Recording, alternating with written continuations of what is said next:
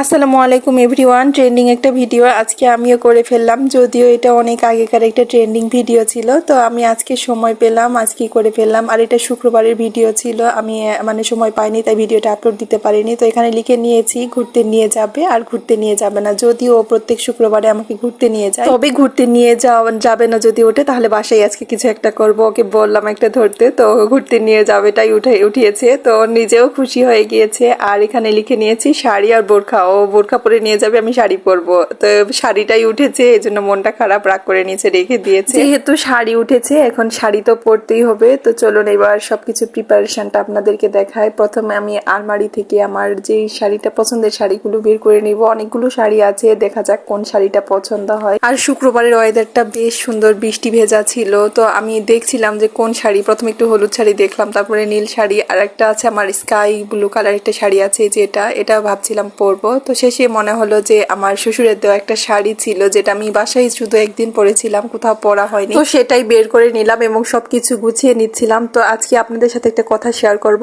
অনেকেই না বলে যে আচ্ছা মারিয়া কি সবসময় অনলাইনে থাকে, যখন তখনই দেখি অনলাইনে ভিডিও আপলোড দেই, কমেন্টের রিপ্লাই দেয়, আবার মেসেজ দেওয়ার সাথে সাথে রিপ্লাই দেয়, তার কি কোনো কাজ নাই, বাসায় কি কোনো কাজই করে না নাকি? ভাইরে ভাই, আপনাদের এইসব কথা শুনতে শুনতে না ক্লান্ত, এই জন্য আপনাদেরকে ভিডিওর মাধ্যমে জবাব দিচ্ছি। তো প্রথমেই বলছি আমি একজন মা, আর এরপরেও যদি কেউ বলে থাকে এই কথাগুলো, তারপরে আমার বলার কিছু নাই। কারণ একজন মায়ের দায়িত্ব, মায়ের কাজ, এগুলো যে কি কেমন করে করতে হয় সে একজন মাই ভালো জানে। তো যাই হোক, যে যেভাবে ভাববে তাতে কিছু যায় আসে না। তবে বললাম না আমি একজন মা, এরপরে আমি বিবাহিত, আমি একজন স্টুডেন্ট, আমি একজন ছোট্ট কন্টেন্ট ক্রিয়েটর। আর প্লাস আমার হাজবেন্ডের একটা ছোটখাটো একটা পেজ আছে ওর বিজনেসের, সেটাও আমি কিছুটা হ্যান্ডেল করি, মেসেজের রিপ্লাই দেওয়া এটা।